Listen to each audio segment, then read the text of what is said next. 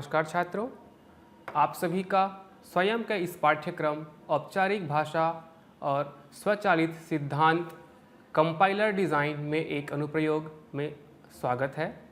मैं शेष नारायण साहू, सहायक प्राध्यापक कंप्यूटर विज्ञान एवं अभियंत्रण, छत्तीसगढ़ स्वामी विवेकानंद तकनीकी विश्वविद्यालय। आज हम ग्रीक बैक नॉर्मल फॉर्म के इस शीर्षक पर चर्चा करेंगे।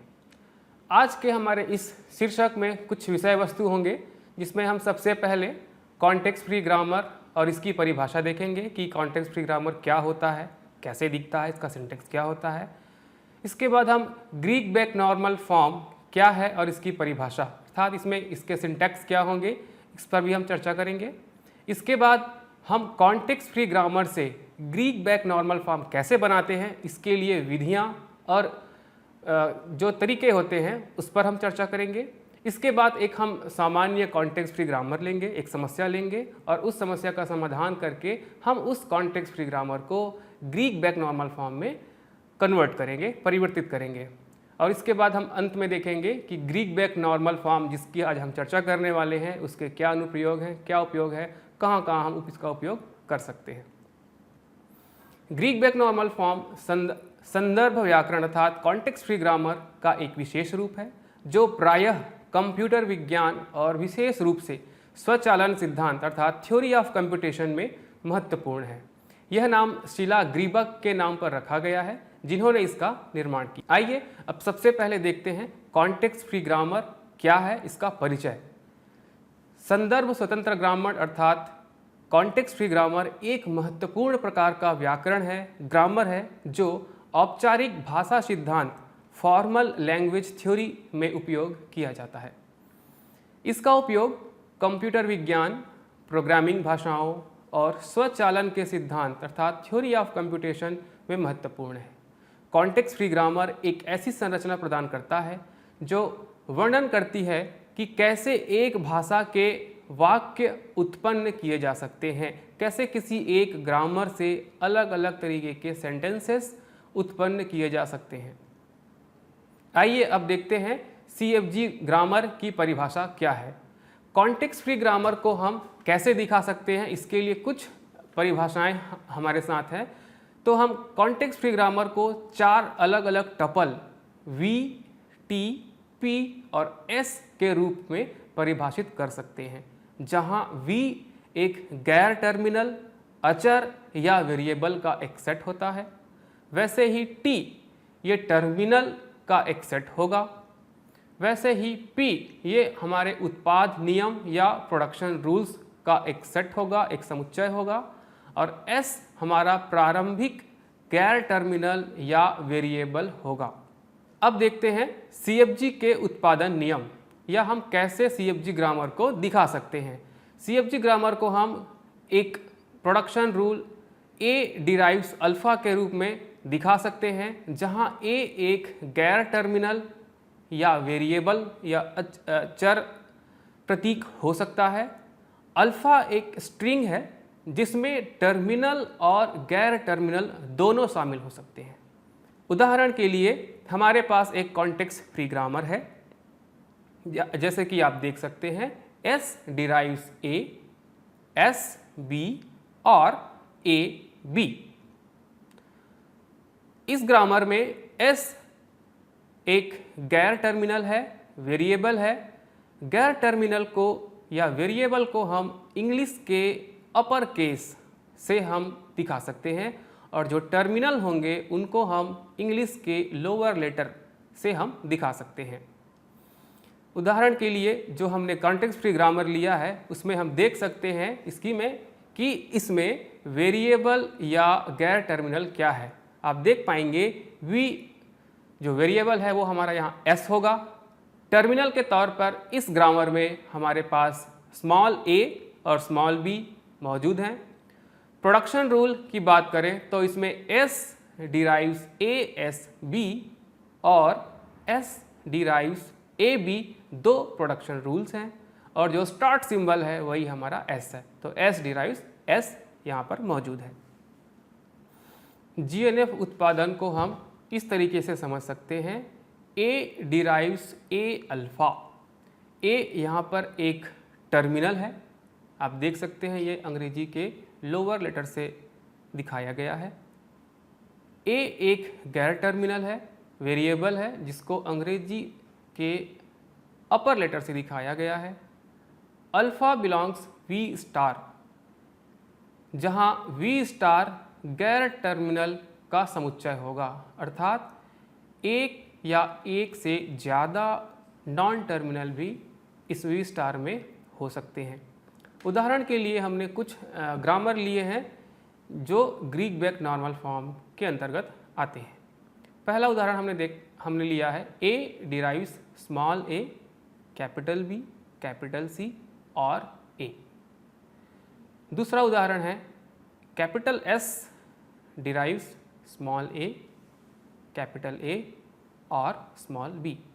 इन दोनों उदाहरण में आप देख सकते हैं ग्रामर में जो पहला सिंबल है, पहला जो प्रतीक है, वह एक टर्मिनल है। उसके बाद एक या एक से अधिक नॉन टर्मिनल या वेरिएबल या चर प्रतीक हो सकते हैं। उदाहरण के लिए हमने कुछ ऐसे कॉन्टेक्स्ट फ्री ग्रामर लिए हैं जो ग्रीक बैक नॉर्मल फॉर्म के हिसाब से रेडी है या तैयार है। इस उदाहरण में आप देख सकते हैं कि यह जो कॉन्टेक्स्ट फ्री ग्रामर है, यह पहले से ही ग्रीक बैक नॉर्मल फॉर्म में है। आप देख सकते हैं एस डिराइव्स स्मॉल ए, इसमें भी प्रोडक्शन में पहला जो प्रतीक है, पहला सिंबल है, वो एक टर्मिनल है और इस टर्मिनल से लगे हुए लगातार 3 वेरिएबल या नॉन टर्मिनल मौजूद हैं। इसी तरह इसके दूसरे प्रोडक्शन में भी पहला जो प्रतीक है, सिंबल है, वो स्मॉल ए है और इसके बाद लगातार 2 ए जो कि नॉन टर्मिनल है।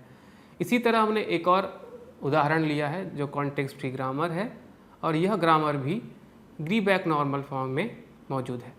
इसमें देख सकते हैं capital S derives small A और स्मॉल ए कैपिटल बी। वैसे ही capital A derives small A capital A और स्मॉल ए कैपिटल ए।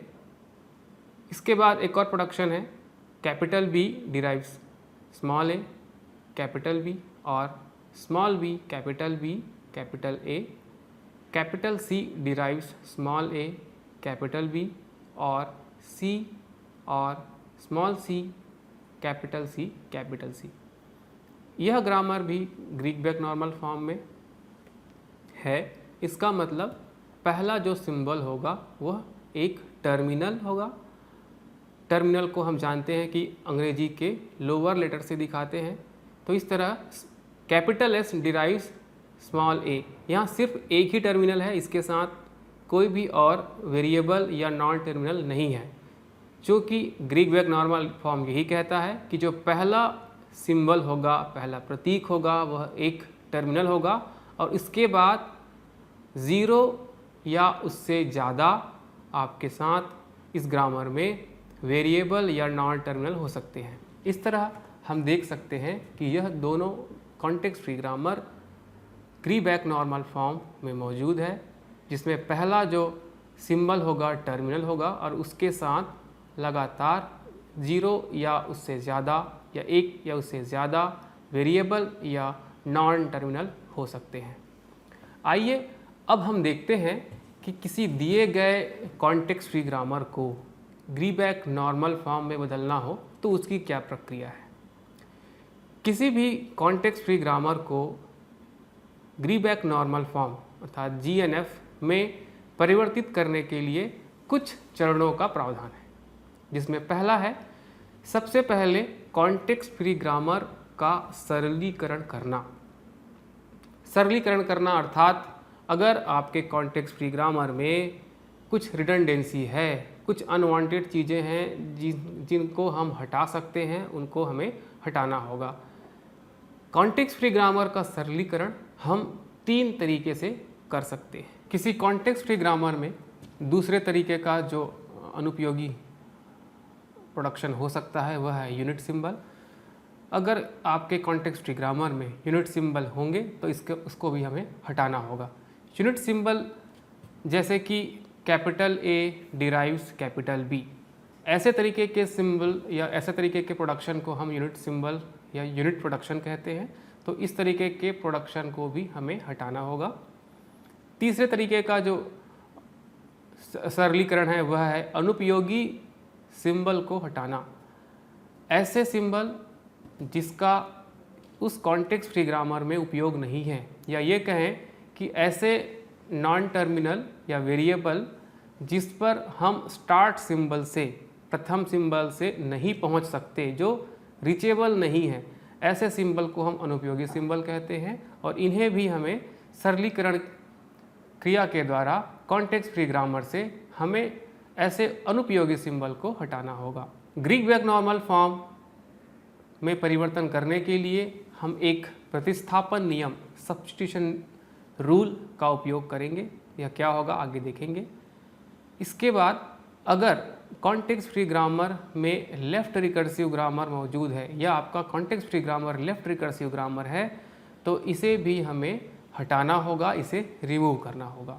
तो इस तरीके से इन प्रक्रिया के साथ हम किसी दिए गए कॉन्टेक्स्ट फ्री ग्रामर को Greek back normal form GNF में परिवर्तित कर सकते हैं। आइए देखते हैं कि यह प्रतिस्थापन नियम क्या है और कैसे काम करता है।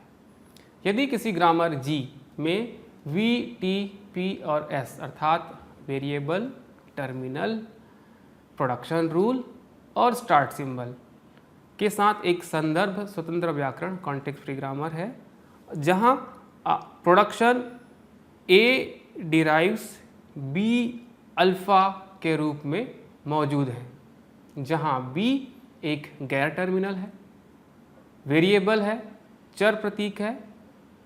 यदि B डिराइव्स बीटा 1 या बीटा 2 या बीटा 3 इस तरीके से है, ऐसे CFG के समकक्ष व्याकरण को प्राप्त करने के लिए A में B का स्थानापन्न किया जा सकता है। परिणाम स्वरूप हमें एक नया व्याकरण प्राप्त होगा जिसे हम A डिराइव्स बीटा 1 अल्फ़ा और बीटा 2 अल्फ़ा और बीटा 3 अल्फ़ा इस तरीके से दिखा सकते हैं। इस ग्रामर में आप देख सकते हैं हमने B के जो प्रोडक्शन थे उसको A डिराइव्स बीटा अल्फ़ा में प्रतिस्थापित कर दिया है। इस तरीके से हमारा प्रतिस्थापन नियम काम करेगा और दिए गए कॉन्टेक्स्ट फ्री ग्रामर को प्रतिस्थापन नियम का उपयोग करते हुए एक नए व्याकरण में परिवर्तित कर सकते हैं। दूसरा है बाएं पुनरावृत्ति अर्थात लेफ्ट रिकर्सिव ग्रामर। आइए देखते हैं कि यह लेफ्ट रिकर्सिव ग्रामर क्या है, कैसे होता है या कैसे दिखता है। बाएं पुनरावृत्ति तब होती है जब एक व्याकरणिक नियम प्रोडक्शन रूल किसी गैर टर्मिनल को पुनः उसी गैर टर्मिनल के रूप में परिभाषित करता है। उदाहरण के लिए एक हमने ग्रामर लिया है A डिराइव्स A अल्फ़ा और बीटा। यहाँ A बाएं पुनरावृत्त है क्योंकि वह पहले ही A से शुरू होता है। आप देख सकते हैं इस ग्रामर में जो बायां पक्ष है और दायां पक्ष है, इन दोनों पक्ष में A कॉमन है, एक ही है, और दाएं पक्ष में जो नॉन टर्मिनल है A है वह सबसे पहला सिंबल है। इसका मतलब यह जो ग्रामर है, यह जो व्याकरण है, यह लेफ्ट रिकर्सिव या बाएं पुनरावृत्ति वाला ग्रामर है। बाएं पुनरावृत्ति ग्रामर को हटाने की अत्यंत आवश्यकता होती है। आइए अब देखते हैं कि इसकी आवश्यकता क्यों है, क्यों हमें किसी लेफ्ट रिकर्सिव ग्रामर को GNF में बदलने के लिए इसका एलिमिनेशन या रिमूवल करना पड़ता है। सबसे पहले इसमें है पार्सर निर्माण। वाम पुनरावृत्ति मूलक व्याकरण कुछ इस प्रकार के पार्सरों, विशेष रूप से शीर्ष डाउन पार्सरों जैसे कि रिकर्सिव डिसेंट में अनंत लूप का कारण बन सकते हैं। वाम पुनरावृत्ति को हटाने से पार्सर को सही ढंग से संभाल सकते हैं और समाप्त कर सकते हैं। दूसरा है कलन विधि आवश्यकताएं। पार्सिंग और व्याकरण परिवर्तन के लिए कई एल्गोरिदम जैसे कि कॉन्टेक्स्ट फ्री ग्रामर को ग्रीबैक नॉर्मल फॉर्म में बदलना या एक पूर्वानुमानित पार्सर का निर्माण करना, व्याकरणों या वाम पुनरावृत्ति मुक्त होना आवश्यक है। इससे व्याकरण की प्रक्रिया को सरल और वाम पुनरावृत्ति से उत्पन्न जटिलताओं से मुक्त किया जा सकता है। इसके अलावा औपचारिक भाषा सिद्धांत। औपचारिक भाषा सिद्धांत में कुछ प्रमाण और परिवर्तन, जैसे कि प्रत्येक कॉन्टेक्स्ट फ्री ग्रामर को जीएनएफ में उत्पन्न किया जा सकता है, वाम पुनरावृत्ति की अनुपस्थिति पर निर्भर करते हैं। इससे सैद्धांतिक कार्य को सरल बनाया जा सकता है और यह सुनिश्चित किया जा सकता है कि व्याकरण इन प्रमाणों और परिवर्तनों के लिए आवश्यक शर्तों को पूरा करता है। इस तरीके से हमने देखा कि अगर कॉन्टेक्स्ट फ्री ग्रामर आपका लेफ्ट रिकर्सिव ग्रामर है तो इन अलग अलग स्थितियों में हमें लेफ्ट रिकर्सिव ग्रामर को हटाना पड़ता है, इसका रिमूवल करना पड़ता है, इसे लेफ्ट रिकर्सन से हटाना पड़ेगा। आइए अब बाएं पुनरावृत्ति की जो ग्रामर है इसको हटाने की विधि क्या है, कैसे है। मान लीजिए हमारे पास एक ग्रामर है ए डिराइव्स ए अल्फा और बीटा। यह ग्रामर आप देख सकते हैं कि यह लेफ्ट रिकर्सिव ग्रामर है। क्यों? क्योंकि बाएं पक्ष और दाएं पक्ष दोनों में जो ए का सिंबल है वो कॉमन है, एक ही है। यह व्याकरण हमारा लेफ्ट रिकर्सिव ग्रामर है। अब इसे हमें पुनरावृत्ति रहित व्याकरण में बदलना होगा या लेफ्ट रिकर्सिव ग्रामर को हटाना होगा। यह कैसे करेंगे? पहला, हम एक नया गैर टर्मिनल ए डैश जोड़ेंगे। दूसरा, नवीन या अपडेट किए गए नियम होंगे। जैसे कि हमने क्या किया, इस लेफ्ट रिकर्सिव ग्रामर में हमने एक नया टर्मिनल जोड़ा और जोड़ने के बाद हमारा ग्रामर बन गया है A derives beta A dash. इस तरीके से आप देख सकते हैं हमने एक नया गैर टर्मिनल जोड़ दिया है। अब ए डैश भी एक नया सिंबल है, नया प्रतीक है, इसके लिए भी डेरिवेशन हमको दिखाना पड़ेगा। तो हम डिफाइन कर सकते हैं ए dash derives alpha A dash और एप्सिलॉन। इस तरीके से आप देख सकते हैं कि यह जो हमें नया ग्रामर मिला है, अपडेटेड ग्रामर मिला है, यह लेफ्ट रिकर्सिव ग्रामर नहीं है। आप देख पाएंगे कि इस अपडेटेड ग्रामर में बाएं पक्ष में और दाएं पक्ष में जो वेरिएबल है या जो नॉन टर्मिनल है वो एक ही नहीं है, अलग अलग है। देख सकते हैं ए है तो ए अगर बाएं पक्ष में है तो दाएं पक्ष में हमें बीटा दिख रहा है, या ए डैश है वो भी अलग है। दूसरे प्रोडक्शन में देख सकते हैं कि ए डैश बाएं पक्ष में है, दाएं पक्ष में अल्फा से शुरू हो रहा है। तो इस तरीके से आप देख पाएंगे यह जो ग्रामर है वह लेफ्ट रिकर्सिव ग्रामर नहीं है। चूँकि इस ग्रामर में जो हमें मिला है लेफ्ट रिकर्सिव रिमूवल करने के बाद, इसमें एप्सिलॉन प्रोडक्शन दिख रहे हैं और हम जानते हैं कि जीएनएफ में अगर किसी ग्रामर को बदलना हुआ तो उसका सरलीकरण करना होगा। सरलीकरण करना होगा अर्थात सबसे पहला हमें उस ग्रामर में मौजूद नल प्रोडक्शन को हटाना होगा। आइए देखते हैं नल प्रोडक्शन को हम कैसे हटा सकते हैं। मान लीजिए आपके पास एक ग्रामर है A derives beta A dash derives alpha A dash और एप्सिलॉन। इस तरीके से आप देख पाएंगे इस ग्रामर में एप्सिलॉन है, इसे हमको हटाना होगा। हटाते कैसे? यह बड़ा आसान सा है।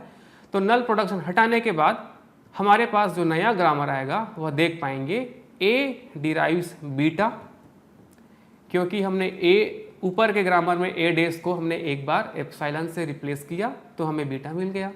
इसके बाद ए डिराइव्स बीटा ए डैश, क्योंकि अगर हम एप्सिलॉन नहीं रखेंगे तो हमें बीटा ए डैश एक बार जरूर मिलेगा। दूसरा प्रोडक्शन रूल इसमें ए डैश डिराइव्स अल्फा, क्योंकि हम फिर से ए डैश को एप्सिलॉन से रिप्लेस करके अल्फा मिल सकता है तो अल्फा और अल्फा ए डैश। अब आप देखेंगे कि यह जो नया ग्रामर मिला है इस पर कहीं पर भी नल प्रोडक्शन या एप्सिलॉन प्रोडक्शन नहीं है। इस तरीके से हमने दिए गए कॉन्टेक्स्ट फ्री ग्रामर जिसमें नल प्रोडक्शन मौजूद था वहाँ हमने विधिवत नल प्रोडक्शन को हटा दिया है, अर्थात हमने उस कॉन्टेक्स्ट फ्री ग्रामर का सरलीकरण कर दिया है। आइए अब देखते हैं हम कि ग्रीक बैक नॉर्मल फॉर्म में किसी दिए गए कॉन्टेक्स्ट फ्री ग्रामर का परिवर्तन कैसे करते हैं, अर्थात किसी दिए गए कॉन्टेक्स्ट फ्री ग्रामर को हम ग्रीक बैक नॉर्मल फॉर्म में कैसे बदलेंगे। आइए उसकी प्रोसीजर देखते हैं, उसके चरण देखते हैं। पहला चरण है दिए गए कॉन्टेक्स्ट फ्री ग्रामर का सरलीकरण करेंगे, अर्थात हमने इसके पहले ही देखा है कि अगर कॉन्टेक्स्ट फ्री ग्रामर में कुछ अनुपयोगी प्रतीक मौजूद हैं तो उसका हमको सरलीकरण करना पड़ेगा। दूसरा, चर या नॉन टर्मिनल प्रतीक का नामकरण करेंगे। चिन्ह S जो कि स्टार्ट सिंबल है किसी भी ग्रामर में, इसके साथ प्रारंभ करते हुए चर का नाम बदलेंगे, जैसे A1, A2, A3, A4। इस तरीके से हम हर एक नॉन टर्मिनल का नामकरण करेंगे। अगला, प्रत्येक उत्पादन के लिए जो कि A of I derives AJ alpha को व्युत्पन्न करता है, इस फॉर्म में होगा तो हम कुछ अलग अलग कार्य करेंगे स्थितियों के हिसाब से। आइए इसमें हम देखेंगे कि अगर आपका grammar A of I derives A of J alpha है तो जो पहला स्थिति बनेगी उसमें यदि J बड़ा है I से तो हम उस उत्पादन को वैसा ही छोड़ देंगे, उसमें कुछ भी परिवर्तन नहीं करेंगे। दूसरा, यदि J और I दोनों बराबर हैं, दोनों की वैल्यू बराबर है, तो हम प्रमेय 2 जिसमें हमने बाईं पुनरावृत्ति को या लेफ्ट रिकर्सिव ग्रामर को समाप्त किया है, इस प्रमेय का उपयोग करेंगे। तीसरा, यदि J छोटा है I से तो हम प्रमेय 1 जो प्रतिस्थापन नियम था जिसको हमने पढ़ा था कुछ समय पहले, उस प्रमेय का उपयोग करेंगे, इसको लागू करेंगे। अगला, प्रत्येक उत्पादन के लिए जो कि A of I derives AJ alpha को व्युत्पन्न करता है, जहां J बड़ा है I से, यदि AJ GNF में है तो प्रतिस्थापन प्रमेय लागू करें ताकि A ऑफ I को GNF में लाया जा सके। तो इस तरीके से हमारे पास अलग अलग चरण हैं, अलग अलग तरीके हैं जिसका उपयोग करके हम दिए गए ग्रामर को Greek back normal form GNF में बदल सकते हैं। उदाहरण के लिए हमने एक ग्रामर लिया है, आप देख सकते हैं यह जो ग्रामर है, दिया गया ग्रामर है, यह कॉन्टेक्स्ट फ्री ग्रामर है और यह कॉन्टेक्स्ट फ्री ग्रामर GNF या ग्रीक बैक नॉर्मल फॉर्म में मौजूद नहीं है। आप देख सकते हैं इस ग्रामर में जो कि दिया गया है A डिराइव्स कैपिटल A और small a, capital A derives capital A और स्मॉल b। इस तरीके आप देख पाएंगे कि जो पहला प्रोडक्शन है इसमें जो पहला सिंबल है दाएं साइड में, राइट हैंड साइड में, वह पहला सिंबल नॉन टर्मिनल है, वेरिएबल है, लेकिन GNF के अनुसार पहला जो प्रतीक होगा, पहला सिंबल होगा, वो हमेशा टर्मिनल होगा। इस तरीके से हम देख सकते हैं कि यह जो दिया गया ग्रामर है वह GNF में मौजूद नहीं है। तो हमको क्या करना होगा, जो हमने अभी देखा कि अलग अलग चरण हैं, अलग अलग नियम हैं, तरीके हैं किसी CFG ग्रामर को GNF में बदलने के लिए, उन नियमों का, उन तरीकों का उपयोग करेंगे। सबसे पहले सरलीकरण था, तो हम आप देख सकते हैं कि इस ग्रामर में कोई भी अनचाही चीज़ मौजूद नहीं है। इसमें ना कहीं यूनिट प्रोडक्शन है, ना ही एप्सिलॉन सिंबल है प्रोडक्शन है, और ना ही यूनिट सिंबल है। तो इस तरीके से आप देख सकते हैं यह ग्रामर सरलीकृत है, सरलीकरण हो चुका है। दूसरा जो चरण था वो था कि जो नॉन टर्मिनल हैं आपके पास उनका पुनर्नामकरण करना या नामकरण करना। इसमें हम S को अब A1 से पुनर्नामित करते हैं और A को A2 से नामकरण करते हैं। अब हमारा जो ग्रामर बनेगा वो नया दिखेगा। जैसे आप देख पाएंगे S डिराइव्स A2 और A, वैसे ही दूसरा प्रोडक्शन A डिराइव्स A1 और B। इन दोनों प्रोडक्शन को हमने प्रोडक्शन रूल 1 और 2 का नाम दिया है। इसको हमको आगे इसका अगर सवाल को हल करना हुआ उसमें हमको आसानी होगी, इसीलिए हमने इस प्रोडक्शन रूल को 1 और 2 नंबर दे दिया है। अब हम अपने पुराने नियम से फिर से इसकी तुलना करेंगे। हम देखेंगे कि हम अब प्रतिस्थापन नियम का उपयोग कर सकते हैं। तो हम प्रतिस्थापन नियम सब्स्टिट्यूशन रूल का 2 में उपयोग करेंगे और हम क्या करेंगे, सब्स्टिट्यूट कर देंगे। सब्स्टिट्यूट करने के बाद हमारा जो नया ग्रामर आएगा वो आप देख सकते हैं, A2 डिराइव्स A2 A1 और A1 और B। आप देख पाएंगे कि हमने A2 में जो दाएं पक्ष में A1 था उसकी वैल्यू को सब्स्टिट्यूट कर दिया है, प्रतिस्थापित कर दिया है, और प्रतिस्थापन करने के बाद हमें एक फिर से नया ग्रामर मिला। अब आप देखेंगे कि यह जो नया ग्रामर मिला प्रतिस्थापन नियम या लीमा 2 प्रमेय 2 को उपयोग करने के बाद आप देख पाएंगे कि इस नए ग्रामर में दाएं पक्ष में और बाएं पक्ष में जो नॉन टर्मिनल है वह एक ही है, अर्थात अब यह ग्रामर लेफ्ट रिकर्सिव ग्रामर बन गया है जिसको हमें हटाने की आवश्यकता होती है।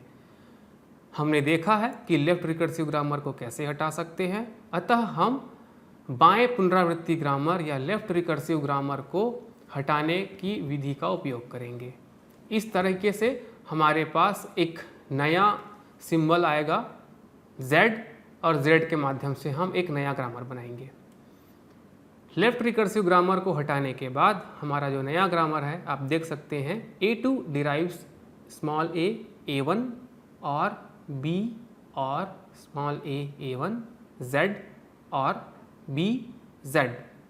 Z डिराइव्स A2 A1 और A2 Z। इस तरीके से हमने लेफ्ट रिकर्सन को हटा दिया है। अब लेफ्ट रिकर्सन के बाद अगर हमें फिर से आवश्यकता होती है सब्स्टिट्यूशन रूल या प्रतिस्थापन नियम का उपयोग करने का, तो हम इसको पुनः उपयोग करेंगे।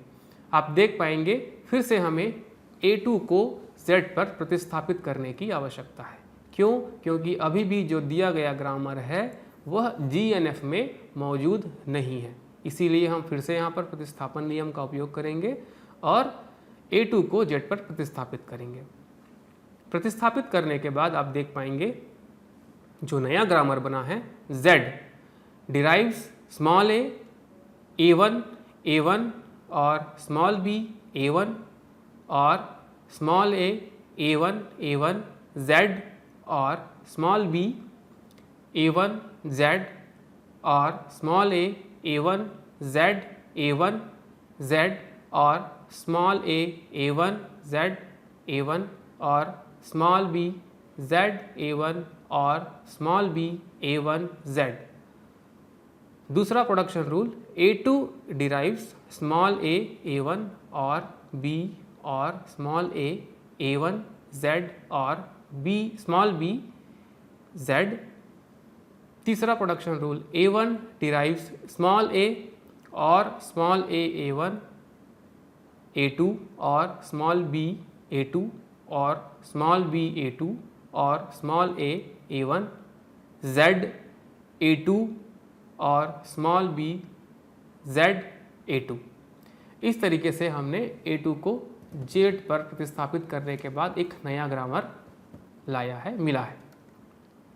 अब आप देख सकते हैं यह जो दिया गया ग्रामर हमें मिला है, या जो हमने नया ग्रामर बनाया है प्रतिस्थापित करने के बाद आप देख पाएंगे यह जो 3 अलग अलग प्रोडक्शन दिख रहे हैं, Z डिराइव्स कुछ ग्रामर हैं, फिर A डिराइव्स कुछ हैं और A1 डिराइव्स कुछ है।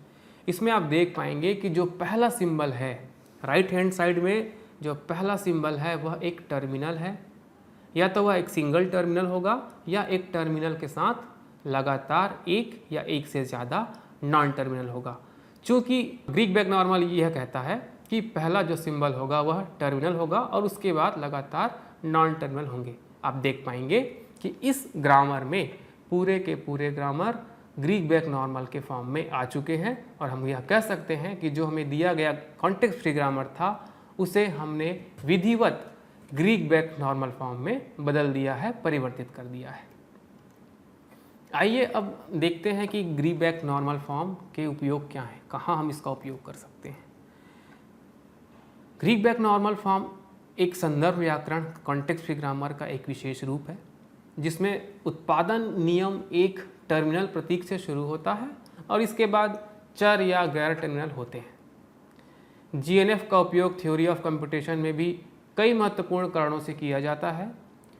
कुछ मुख्य बातें हैं जिस पर हम अब चर्चा करते हैं। पहला है पार्सिंग और वाक्य विश्लेषण। दूसरा, वाक्य उत्पादन की प्रक्रिया को सरल बनाना। तीसरा उपयोग हो सकता है विज्ञान और गणना सिद्धांत में सहायक। और चौथा है निर्धारित व्याकरण के गुणधर्म। आइए अब एक एक करके हम इसके उपयोग को देखते हैं। पहला था पार्सिंग और वाक्य विश्लेषण। LL1 parsing. LL1 हम जानते हैं कि एक ग्रामर है। जीएनएफ ग्रामर को LL1 पार्सर के लिए विशेष रूप से उपयुक्त बनाता है। इसीलिए हमें किसी दिए गए ग्रामर को जीएनएफ में परिवर्तित करने की आवश्यकता होती है। LL1 पार्सर एक प्रिडिक्टिव पार्सर है जो एक बफर के एक ही प्रतीक को देखकर वाक्य का विश्लेषण करता है। चूंकि जीएनएफ में प्रत्येक उत्पादन नियम एक टर्मिनल प्रतीक से शुरू होता है, इससे पार्सिंग प्रक्रिया को सरल और सीधा बनाया जा सकता है। दूसरा, वाक्य उत्पादन की प्रक्रिया को यह सरल बनाता है। साधारण वाक्य उत्पादन जीएनएफ व्याकरण के नियम इस प्रकार होते हैं कि हर उत्पादन एक टर्मिनल से शुरू होता है, जो हमने अभी और देखा है, और उसके बाद गैर टर्मिनल होते हैं। इससे वाक्य की निर्माण की जो प्रक्रिया है वह अधिक सीधी और स्वचालित हो सकती है। प्रत्येक उत्पादन की शुरुआत एक टर्मिनल से होती है और इससे हम वाक्य का निर्माण की जो दिशा है वह बहुत स्पष्ट हो जाती है। विज्ञान और गणना सिद्धांत में भी यह सहायक है। Parsing algorithm. जीएनएफ व्याकरण का उपयोग विभिन्न पार्सिंग एल्गोरिदम जैसे कि रिकर्सिव डिसेंट पार्सिंग में किया जाता है। चूंकि प्रत्येक उत्पादन टर्मिनल प्रतीक से शुरू होता है, इन एल्गोरिदम को प्रभावी ढंग से लागू किया जा सकता है। गणना सिद्धांत में सादगी। जीएनएफ ग्रीबैक नॉर्मल फॉर्म में व्याकरण के नियम को सरल तरीके से व्यवस्थित किया जाता है, जिससे कि गणना सिद्धांत में इसके गुणधर्मों को समझना और उनका विश्लेषण करना आसान हो जाता है। जीएनएफ में व्याकरण के नियमों को सरल बनाने से यह सुनिश्चित होता है कि व्याकरण की मान्यता प्रक्रिया को अधिक पारदर्शी बनाया जा सके। अगला है निर्धारित व्याकरण के गुणधर्म। आसान रूपांतरण। जीएनएफ में व्याकरण को परिवर्तित करने से यह सुनिश्चित होता है कि किसी भी संदर्भ स्वतंत्र व्याकरण कॉन्टेक्स्ट फ्री ग्रामर को इस सामान्य रूप में परिवर्तित किया जा सकता है, जिससे कई गणना सिद्धांत के परिणामों और विश्लेषणों को लागू करना आसान हो जाता है। रूटीन रूपांतरण। व्याकरण को जीएनएफ में बदलने से यह सुनिश्चित किया जा सकता है कि सभी व्याकरणों को एक सामान्य रूप में लाया जा सकता है, जिससे कि उनके गुणधर्मों को और उनके विश्लेषण के लिए एक तरीके से काम किया जा सकता है। इस तरीके से आज के इस शीर्षक में हमने देखा कि किसी दिए गए कॉन्टेक्स्ट फ्री ग्रामर को हम कैसे ग्रीबैक नॉर्मल फॉर्म में परिवर्तित कर सकते हैं। आज की क्लास में इतना ही। मैं शेष नारायण साहू आपसे विदा लेता हूँ। धन्यवाद। अगले लेक्चर में हम किसी नए टॉपिक के साथ फिर से मिलेंगे। धन्यवाद।